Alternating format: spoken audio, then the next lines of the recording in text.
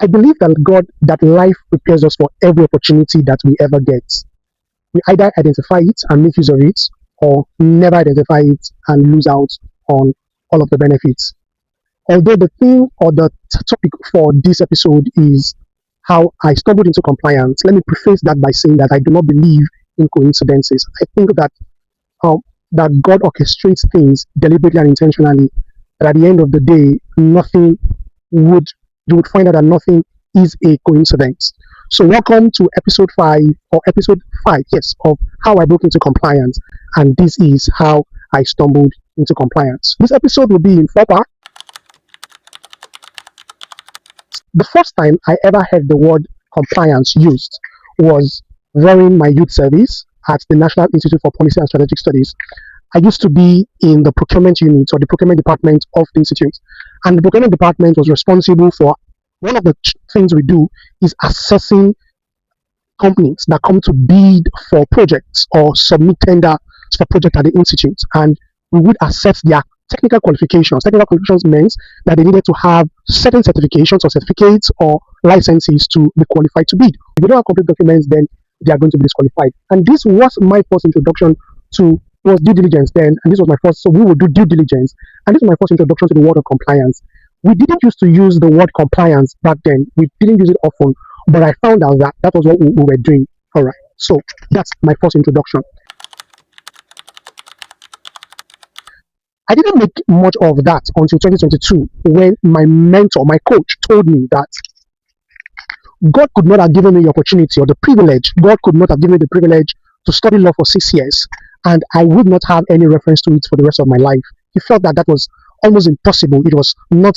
It doesn't fit the nature of God. He said God doesn't make mistakes and God doesn't waste moments. So how could God give me an opportunity to study law for 6 years and I wouldn't have any reference for it? And so that made me begin to ask certain questions like, okay, how do I get back into law practice? What are my low-hanging fruits? Where can I start from? And this is something I usually have to ask myself, even outside that situation or outside this particular thing I'm speaking about, this particular situation I'm speaking about.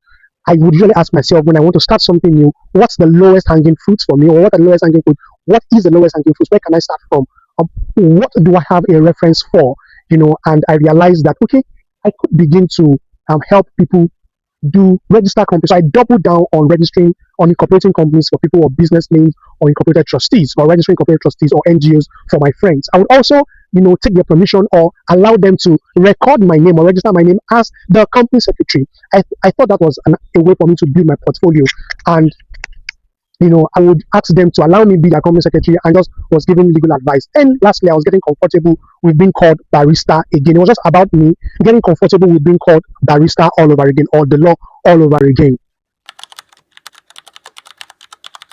Like I said in previous episode, I had this conversation with my senior, who was now in the Netherlands, and he came back to Nigeria, and we began to talk about emerging career path in law. And what was most exciting for me back then was because I could, I could find a way to plug myself into what was the buzz at the moment without necessarily having to reinvent the wheels. And so when he mentioned that I could go into compliance or any of the things he mentioned, it could be data privacy compliance, it was cybersecurity, I thought it was an opportunity. So I began to study, I began to read, and I also started having conversations with founders in tech founders, like founders in the tech space back then in Jos. And many of them would ask me questions. They wanted to know how to even start a company, what it means to have shareholdings and how to structure. And so that's how I got into having conversations with tech founders, and eventually also studied a little bit around compliance, cybersecurity, and the likes. I mean, all of those scattered around, but I was also consolidating by speaking more to tech founders. And then I also remember that I had the opportunity to consult for a tech power transport company, right? It was a transportation company just starting off in Jos, right? It was a regular transport company, but they were redefining their business model to be powered by tech. And someone gave me the privilege of stepping into the room and consulting for them, just at my level then. Exciting opportunity, which I would then leverage on finally in 2024, January, February, when my brother-in-law called me and he wanted to know if I would be interested in working for a financial company. Now, it was a fintech company, as it called it then. First time I really took note of fintechs. I've always heard fintechs, but I then went to begin to research what a fintech is, what they do, and how I could really, plug myself in. And that's when I came across regulatory compliance, AML, CFT, KYC, and due diligence. And so I began to research, began to read into that. I wanted to understand better what and how I set myself into that. One thing that, helped me a lot is that I have got a legal background. And so because many of most of the roles in compliance, right, are based off regulations. I'm sure I'm going to take a moment, one of my episode, or sometimes later in the future, I'm going to tell you how what compliance is and how you also can get started. But I want to say that for me, one thing that helped me was because I am a lawyer.